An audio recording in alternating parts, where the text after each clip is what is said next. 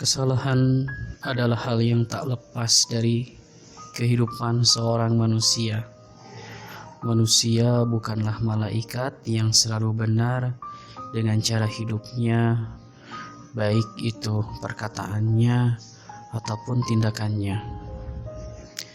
Kesalahan terhadap diri sendiri membuat dirinya merugi dan harus disesali. Kesalahan yang melibatkan orang lain membuatnya merugi, apalagi sampai merugikan orang lain.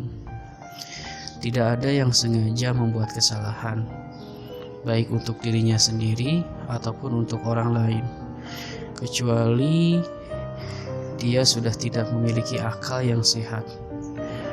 Namun orang yang terlanjur melakukan kesalahan kemudian berimbas kepada orang lain, terkadang orang lain itu terlalu cepat juga mengambil kesimpulan yang memberikan kebencian, dan tak jarang mereka berkata, "Aku tidak akan pernah memaafkanmu." Memang tak mudah memberikan maaf, terlebih rasa sakit yang ditimbulkan itu menusuk jauh di dalam hati, dan parahnya sebagian orang menganggap rasa sakit itu tidak pernah ada obatnya. Namun apa salahnya mencoba untuk memberikan kata maaf?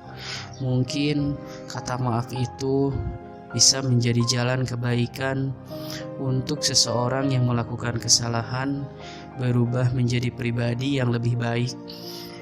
Namun sebaliknya, jika kita tidak memberikan maaf, mungkin saja bisa menjadikan seseorang itu pribadi yang lebih buruk. Semoga kita terhindar dari hal yang demikian. Berilah kesempatan kepada seorang pendosa untuk berubah, karena setiap manusia memiliki hak untuk mengoreksi hidupnya dan memperbaiki kesalahannya. Kesempatan yang tak banyak orang memberikannya. Namun percayalah, ada orang yang ingin benar-benar berubah kok. Benar-benar berubah untuk memperbaiki kesalahan dalam hidupnya. Orang-orang harusnya memberikan mereka maaf.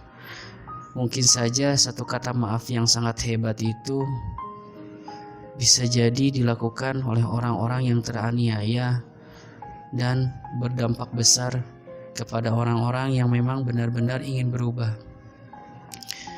Rasulullah SAW ketika perang Uhud sedang berkecamuk, dan para sahabat meminta Nabi untuk berdoa agar orang-orang yang menyakiti mereka diberikan kecelakaan.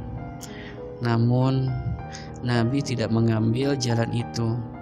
Nabi malah menjawab, "Aku sekali-kali tidak diutus untuk melaknat seseorang, tetapi aku diutus untuk mengajak kepada kebaikan dan sebagai rahmat." Dan Rasulullah pun berdoa, "Wahai Tuhanku, ampunilah kaumku, karena mereka tidak mengetahui." Dalam perang Uhud itu pula, paman Nabi Hamzah terbunuh. Wahsy yang membunuh Hamzah tergiur akan imbalan yang sangat berharga saat itu. Dia dijanjikan akan dimerdekakan oleh tuannya seandainya berhasil membunuh Hamzah. Dan nyatanya dia berhasil.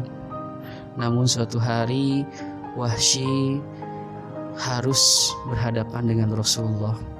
Ketika Islam sudah berkembang, ketika Rasulullah sudah banyak pengikut, Wahsy tidak bisa berbuat apa-apa. Dia pasrah akan keadaan, dan mungkin saja Rasulullah akan membalaskannya. Namun Rasulullah tidak pernah melakukan pembalasan itu. Rasulullah justru memaafkan, dan Wahsy pun akhirnya mengabdikan dirinya kepada Rasulullah. Dia menyesal telah melakukan kekejian kepada Hamzah.